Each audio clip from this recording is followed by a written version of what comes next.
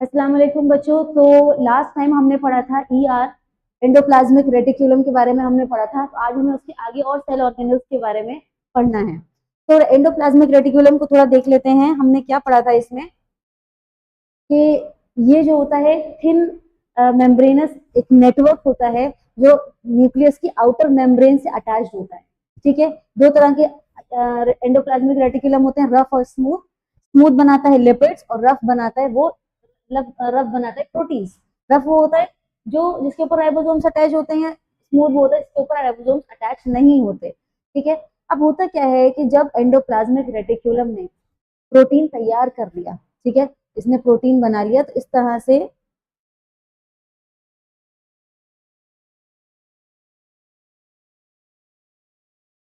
क्या हो रहा है, एक वेसाइकिल, ये देख रहे हैं, ये एक वेसाइकिल है, एक सर्कुलर स्ट्रक्चर है और उसके अंदर प्रोटीन जो है वो बन के पैक होके चले गए हैं। अब क्या होगा, ये जाएगी एक और ऑर्गेनल के पास जिसको हम कहते हैं गोल्जी एपरेटस। ठीक है, ये इस ऑर्गेनल के पास जब जाएगी तो ये यहाँ जाकर फ्यूज हो जाएगी और प्रोटीन्स जो है वो इस गोल्जी के अंदर चले जाएंगे। और इसके पास भी इस तरह से स्ट्रक्चर है फोल्डेड, इसको हम इन फोल्डेड स्ट्रक्चर को हम बोलते हैं सिस्टर्नी। सिस्टर्नी। अब क्या होगा कि जब ये रिसीव करेगा वेसाइकिल को जिसके अंदर प्रोटीन्स हैं, जब उसको ये रिसीव करेगा तो क्या होगा कि जिस तरफ से रिसीव करेगा उसको हम बोलते हैं सिस स्पेस। सिस स्पेस,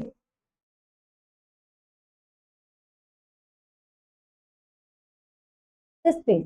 ठीक है, सिस स्पेस इसको रिसीव करेगा और उसके बाद प्रोटीन्स एक के बाद एक लेयर में शिफ्ट ट्रांसफर होते जाएंगे और क्या होते जाएंगे, इनका मॉडिफिकेशन होता जाएगा। एंडोप्लाज्मिक रेटिकुलम ने प्रोटीन बना दिया, अब उसके अंदर जो भी चेंजेस, जो भी मॉडिफिकेशन करने हैं वो कौन करेगा, गोल्जी एपरेटस। तो यहाँ यही मॉडिफिकेशन होते जा रहे हैं और एट द एंड दूसरी साइड से ये वेसाइकिल बनकर निकल जाएगी जिसके अंदर हैं आपके प्रोटीन्स जो मॉडिफाई हो चुके हैं। ठीक है, इस फेज को हम बोलते हैं ट्रांस फेज। Trans phase. ठीक है, यही गोल्जी एपरेटस होता है। गोल्जी एपरेटस, और फिर ये जो इसमें प्रोटीन बाहर निकाले हैं मॉडिफाई करने के बाद, अब ये प्रोटीन कहीं भी जा सकते हैं, ये सेल मेम्ब्रेन के पास जा सकते हैं, सेल के बाहर अगर इनकी जरूरत है तो वहां जा सकते हैं। तो इस तरह से गोल्जी एपरेटस और ईआर साथ में मिलकर काम करते हैं। क्या होता है, ईआर के पास से प्रोटीन या स्मूथ है तो लिपिड बनकर आएंगे, वो पैक होकर एक वेसाइकिल में जाएंगे गोल्जी के पास। गोल्जी क्या करेगा, उसको स्टोर करेगा, उसको मॉडिफाई करेगा और फिर एट दी एंड उसको पैक करके जहां भी उसको जाना है वहां उसको भेज देगा। इधर की तरफ से गोल्जी एपरेटस ईआर की तरफ फेस किया हुआ है, इस साइड को हम क्या बोलते हैं, सिस्फेस। दूसरी तरफ को हम बोलते हैं ट्रांसफेस। ठीक है, और ये इस तरह की जो लेयर्स होती है इनको हम बोल देते हैं सिस्टर्नी। चलिए गोल्जी, ये देखिए, ये इस टाइप का जो फोल्डेड स्ट्रक्चर है इनको हम बोलते हैं cisternae.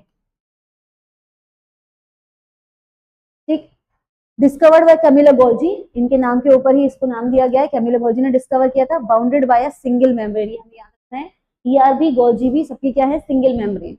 Usually connected with the membrane of ER, ER की कनेक्ट मेम्ब्रेन से भी कनेक्टेड रहता है, नहीं तो उसके बहुत पास रहता है ताकि इजिली वहां से प्रोटीन और लिपिड जो बनकर आ रहे हैं वो गोल्जी के अंदर चले जाएं। ठीक है, set of fluid filled vesicles, tubules and flattened cistern है।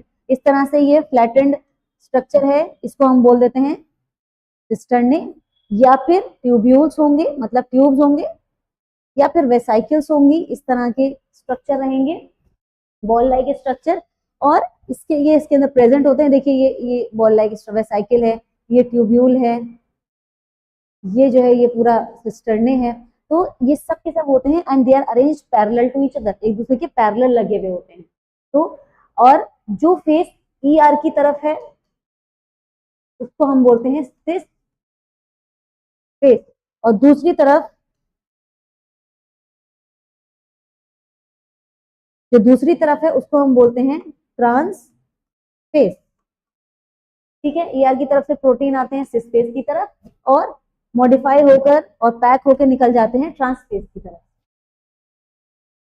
चलिए, what are the functions, carries out storage, modification and packaging of the products coming from ER. ER से जो प्रोडक्ट्स आ रहे हैं यानी कि प्रोटीन्स और लिपिड्स, उनको स्टोर करता है, मॉडिफाई करता है, अगर उसमें कुछ चेंजेस करने हैं वो करता है, और फिर उसको पैक करके जहां भी जाना होता है वहां भेज देता है। Forms lysosomes. लाइसोसोम्स के बारे में आगे पढ़ेंगे। ये भी एक तरह का सेल ऑर्गेनेल है, और ये भी कौन बनाता है? Golgi apparatus. ये बहुत इंपॉर्टेंट है कि which structure in the cell forms lysosomes? Golgi apparatus. इसके अलावा ये सेल वॉल भी बनाता है। सेल वॉल में जो चीजें चाहिए होती हैं वो यहाँ से जाती हैं। इसके अलावा प्लाज्मा मेम्ब्रेन भी। तो लास्ट टाइम भी हमने बताया था ईआर क्या करता है। प्लाज्मा मेम्ब्रेन किस चीज से बनी होती है मेनली?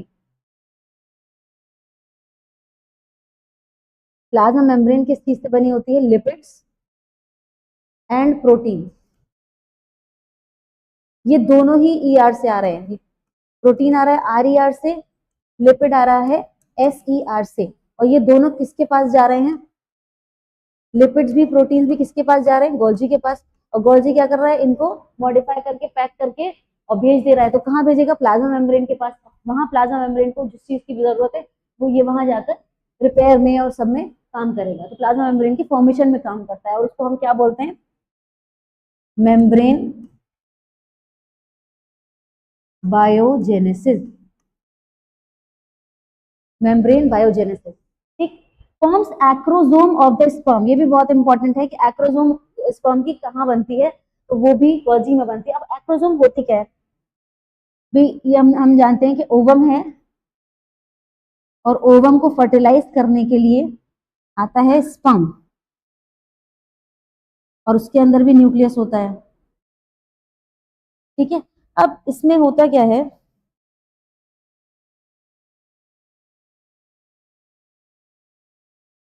ठीक है, अब इसमें होता क्या है कि ओवम के चारों तरफ कुछ लेयर होती है सेल्स की, और अपना न्यूक्लियस अंदर भेजने से पहले स्पर्म को इस लेयर को क्रॉस करना है, ठीक है। तो वो इस लेयर को क्रॉस करने के लिए, डिसॉल्व करने के लिए ही इसके अंदर एक स्ट्रक्चर होता है जिसको हम बोलते हैं एक्रोसोम। वो एक्रोसोम इसमें हेल्प करता है। और वो एक्रोसोम कहाँ से बन के आता है? वो एक्रोसोम भी बनाता है गोल्जी एपरेटस, ठीक है। तो इसके फंक्शंस क्या हैं? ईआर के प्रोडक्ट्स यानी कि लिपिड्स और प्रोटीन्स को ये स्टोर करता है, मॉडिफाई करता है, ट्रांसफर और उसको पैक करके भेज देता है जहां भी उसकी जरूरत है। लाइसोसोम बनाता है, सेल वॉल बनाने में हेल्प करता है, प्लाज्मा मेम्ब्रेन बनाने में हेल्प करता है, और स्पर्म की एक्रोसोम बनाने में हेल्प करता है। अब नेक्स्ट है लाइसोसोम। लाइसोसोम क्या होते हैं? बहुत सिंपल है। लाइसोसोम्स क्या होते हैं? ये भी एक सिंगल मेम्ब्रेन बाउंड ऑर्गेनल्स होते हैं, और इसके अंदर क्या होता है? इसके अंदर बहुत सारे एंजाइम्स फिल्ड होते हैं। इसके अंदर बहुत सारे एंजाइम्स फिल्ड होते हैं। उन एंजाइम्स को हम बोल देते हैं हाइड्रोलिटिक एंजाइम्स। हाइड्रोलिटिक का मतलब क्या है? Hydro means water, lytic means to break. Water की प्रेजेंस में किसी चीज को ब्रेक करना। होता क्या है भाई, इतना सारा काम सेल के अंदर हो रहा है, सेल इतनी सारी चीजें बना रहा है, स्टोर कर रहा है, बाहर भेज रहा है, अंदर भेज रहा है, इतने सारे काम चल रहे हैं, फूड प्रिपेयर हो रहा है, बहुत कुछ हो रहा है। जाहिर है कुछ वेस्ट भी निकलेगा। अब उस वेस्ट का क्या किया जाए? उस वेस्ट को रिमूव करने के लिए, उस वेस्ट को डाइजेस्ट, उसको ब्रेक डाउन करने के लिए ही ये ऑर्गेनल होता है जिसको हम बोलते हैं लाइसोसोम। होता क्या है? इसके अंदर जो हाइड्रोलिटिक एंजाइम्स हैं, कोई भी चीज सेल में वेस्ट है, या फिर बाहर से कोई बैक्टीरिया, कोई वायरस, कोई फंजाई कुछ आ गया, या फिर सेल का ही कोई स्ट्रक्चर डैमेज हो गया, रिपेयर नहीं हो सकता, इन सारे केसेस में सेल लाइसोसोम क्या करता है? उसको इनगल्फ कर लेता है, उसको अपने अंदर ले लेता है, और इसके अंदर जो एंजाइम्स हैं वो उसको ब्रेक डाउन कर देते हैं, ठीक है। कोई भी वेस्ट को जमा नहीं होने देता सेल में, ठीक।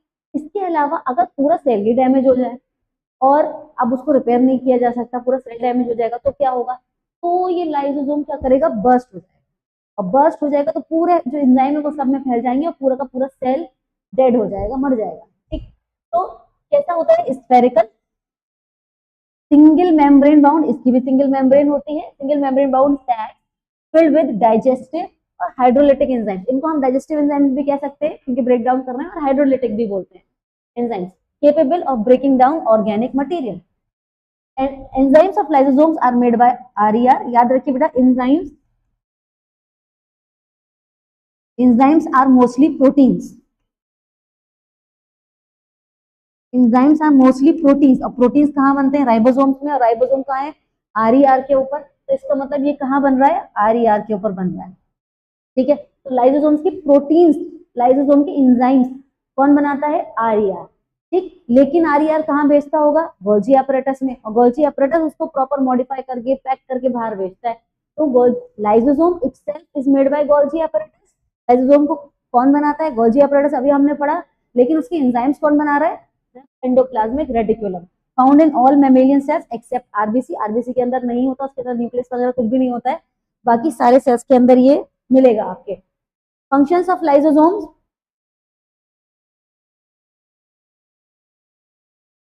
Functions of lysosomes help in keeping cell clean by disposing waste. जाहिर है वेस्ट सारा निकालेगा सेल के अंदर से, तो क्या होगा? सेल को क्लीन रखेगा। ठीक है, next, help in cleaning by digesting foreign materials. कोई भी बाहर से कोई चीज आती है, कोई जर्म्स आ गए, बैक्टीरिया वगैरह कुछ आ गया, तो उसको डाइजेस्ट करेगा। और बर्न आउट सेल ऑर्गेनल्स, कोई सेल ऑर्गेनल खराब हो गया है, अब काम नहीं कर रहा है, तो उसको भी ये डाइजेस्ट कर देगा इसको। इसीलिए हम इनको सेल्यूलर स्कैवेंजर्स भी बोलते हैं, सेल्यूलर स्कैवेंजर्स। ठीक है, क्योंकि स्कैवेंजर्स का यही काम होता है ना कि जो लेफ्ट ओवर डेड बॉडीज होती हैं एनिमल्स वगैरह की, उसको वो इन्वायरमेंट में वो उसको खा लेते हैं और उसको क्लीन कर देते हैं इन्वायरमेंट को, ऐसे ही ये कर रहा है। दूसरा है destroy the pathogens like bacteria और viruses that enter the cell. Cell के अंदर जो भी पैथोजेंस एंटर करते हैं, बैक्टीरिया या वायरस, उसको भी डिस्ट्रॉय करता है। Burst and release hydrolytic enzymes when the cell gets damage. जब पूरा का पूरा सेल ही डैमेज हो गया तो ये क्या करेगा? बर्स्ट कर जाएगा, सारे एंजाइम्स रिलीज करेगा और वो पूरे सेल को ही खत्म कर देगा। इसलिए हम इसको बोलते हैं सुसाइडल बैग्स, क्योंकि यहाँ पर इसने सेल को खुद ही मार दिया। ठीक है, तो ये लाइसोसोम है। सिंपल है, लाइसोसोम क्या होता है? उसके अंदर हाइड्रोलिटिक एंजाइम्स होते हैं जो कि अलग अलग ऑर्गेनिक मटेरियल्स को, चाहे वो सेल के ऑर्गेनल्स हो, चाहे वो सेल के अंदर एंटर हुआ हुआ कोई बैक्टीरिया या वायरस हो, चाहे वो सेल का अपना वेस्ट हो जो उसके अंदर जनरेट हुआ है, ठीक है, या वो सेल खुद हो अगर वो खराब हो गया है, इन सबको वो डिस्ट्रॉय, उसको ब्रेक डाउन करता है। और इसीलिए हम इनको हाइड्रोलिटिक एंजाइम्स भी बोलते हैं। ठीक है, एक बात याद रखिए कि ये जो हाइड्रोलिटिक एंजाइम्स होते हैं, ये जो हाइड्रोलिटिक एंजाइम्स होते हैं, they act on acidic pH. Acidic environment होना चाहिए तभी ये काम करेंगे। ठीक है, जो इसके अंदर होता है। ठीक, तो इसको इसके और क्या क्या नाम है लाइसोसोम के? Cellular scavenger. क्यों? क्योंकि ये जो भी फॉरेन मटेरियल है या जो भी खराब हो गया है सेल के अंदर, उसको साफ कर रहा है। इसके अलावा हम इसको सुसाइडल बैग भी बोलते हैं। क्यों? क्योंकि जब सेल खुद ही काम नहीं कर रहा है पूरा सेल, तो उसको भी ये डैमेज कर देता है by bursting and releasing hydrolytic enzyme. चलिए, अब नेक्स्ट सेल ऑर्गेनल है माइटोकॉन्ड्रिया। माइटोकॉन्ड्रिया बहुत इजी है। देखिए, सेल इतने सारे काम कर रहा है, सेल फूड बना रहा है, सेल जो है वो वेस्ट को साफ भी कर रहा है सेल के अंदर, सेल के अंदर ट्रांसपोर्ट भी चल रहा है, बहुत सारी चीजें चल रही है, कितने सारे प्रोसेसेस चल रहे होते हैं। वो सब करने के लिए सेल को एनर्जी भी तो चाहिए। वो एनर्जी कहाँ बनेगी? माइटोकॉन्ड्रिया में बनेगी। तो सेल के अंदर एनर्जी रिलीज करने का जो काम है, एनर्जी बनाने का जो काम है, वो है माइटोकॉन्ड्रिया से। भाई, वी ईट फूड, हम खाना खाते हैं, खाना क्यों खाते हैं? उसका एक काम ये भी है कि हमें एनर्जी देता है। ठीक है, तो वो क्या होता है जब हम खाना खाते हैं, या प्लांट्स की बात करें तो वो फोटोसिंथेसिस करते हैं। वो उनका जो फूड है, हमारा जो फूड है वो फिर सेल्स को मिलता है, फिर सेल्स उसको यूज करते हैं एनर्जी में रिलीज करने के लिए। एनर्जी रिलीज तो वो कौन सा ऑर्गेनल करेगा? वो करेगा माइटोकॉन्ड्रिया। अब माइटोकॉन्ड्रिया की अगर हम स्ट्रक्चर की बात करें तो ये एक डबल मेम्ब्रेन बाउंड स्ट्रक्चर है। इसकी दो मेम्ब्रेन्स होती हैं। ये देखिए, इन्होंने दो दिखाई हैं, ये है इसकी डबल मेम्ब्रेन है। ये देखिए, इनर मेम्ब्रेन, सॉरी,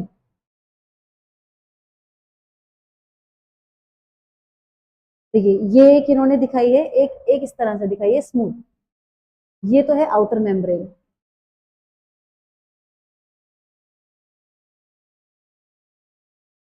और एक दिखाई है इस तरह से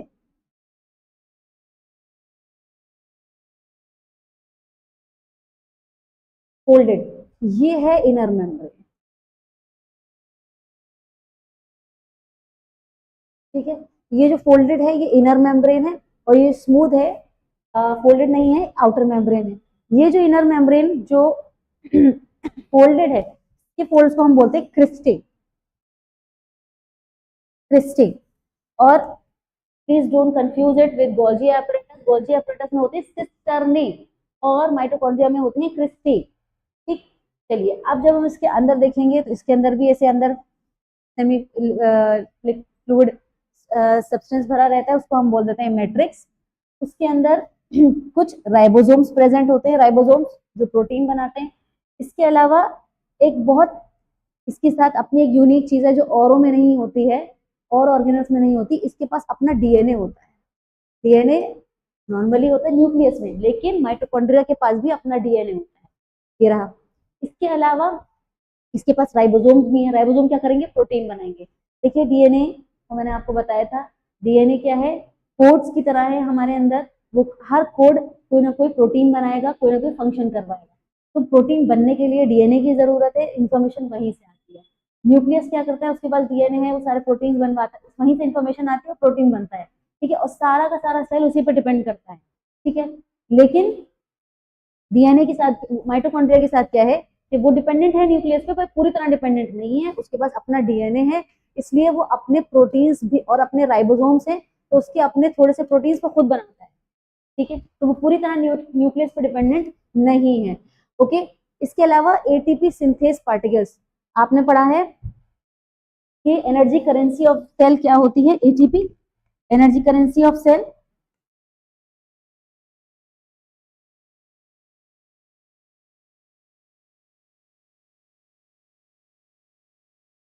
मतलब जो सेल के अंदर एनर्जी, भाई हमारे पास कितनी वेल्थ है, हमारे पास कितना मनी है, हमारे पास कितना पैसा है, उसको हम किस फॉर्म में रखते हैं? तो हम रखते हैं करेंसी की फॉर्म में। हमारे पास कितने नोट्स हैं, कितने कॉइन्स हैं, उसके हिसाब से। ठीक है, ऐसे ही सेल के अंदर भी एक करेंसी है, एक मॉलिक्यूल है जो एनर्जी को स्टोर करके रखता है। तो एनर्जी उसके पास जो सेल के अंदर एनर्जी है वो किसमें स्टोर रहती है? एटीपी की फॉर्म में।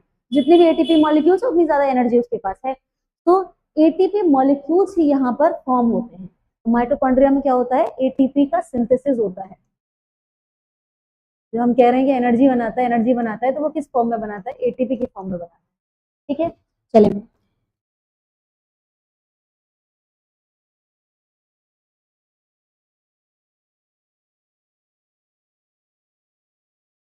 नेक्स्ट क्यों नहीं हो रहा है?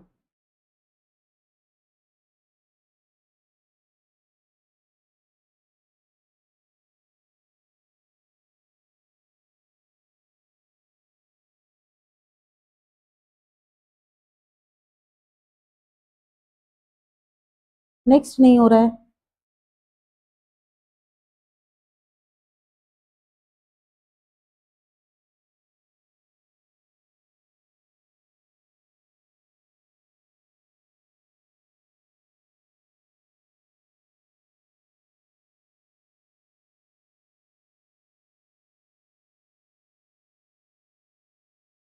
ठीक, तो माइटोकॉन्ड्रिया क्या है? Tiny bodies of different shapes, अलग अलग शेप्स में होती है।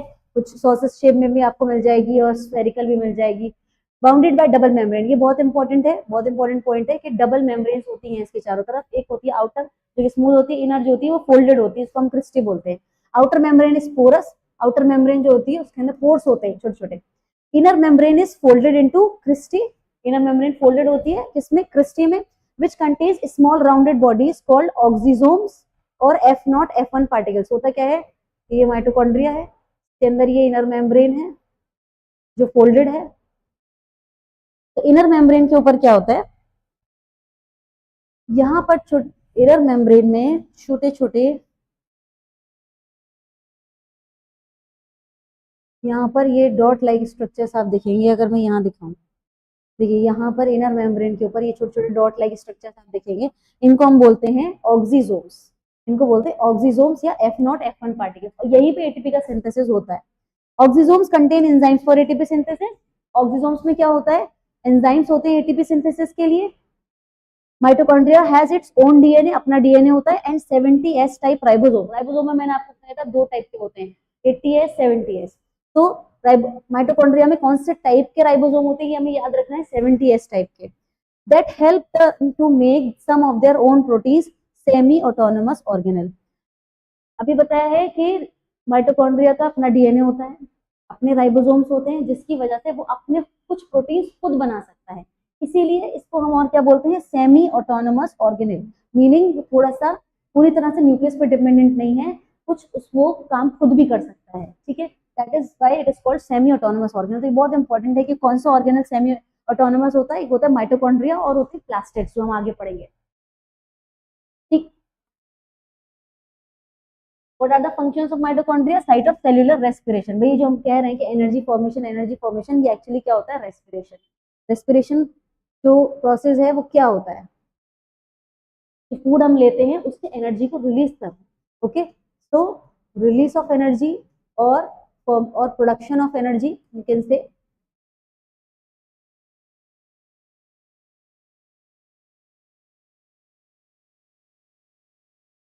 From the food. फूड जो हमने लिया उससे जो एनर्जी हम निकालते हैं उसको रेस्पिरेशन बोलते हैं।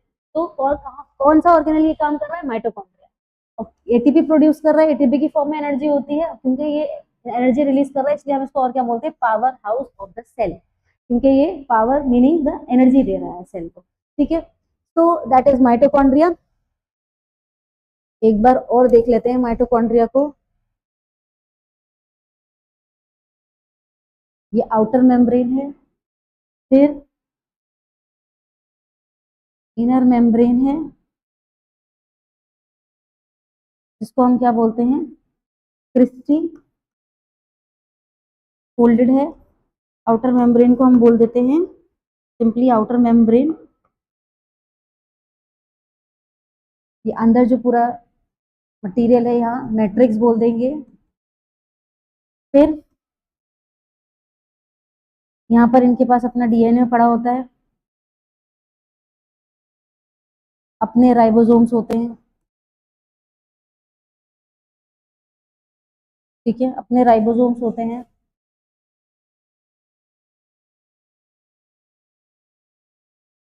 ठीक है, राइबोसोम्स क्या करेंगे? अपने प्रोटीन्स बनाएंगे। इसके अलावा इसके पास क्या होता है? जो ये फोल्ड्स होते हैं, जो ये फोल्ड्स होते हैं, यहाँ पर छोटे छोटे स्फेरिकल स्ट्रक्चर्स होते हैं, बहुत छोटे छोटे।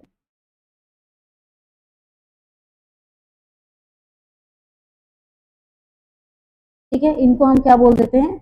ऑक्सीजोम्स या F0 F1 पार्टिकल्स।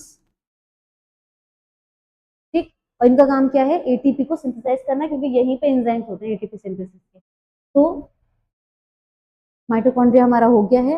एंड और माइटोकॉन्ड्रिया में डीएनए है, अपना राइबोसोम है, उससे प्रोटीन बना रहा है। तो इसको हम सेमी ऑटोनोमस ऑर्गेनल बोलते हैं, यानी कि ये पूरी तरह न्यूक्लियस पर डिपेंडेंट नहीं है, अपने कुछ प्रोटीन ये खुद बना लेता है। ओके,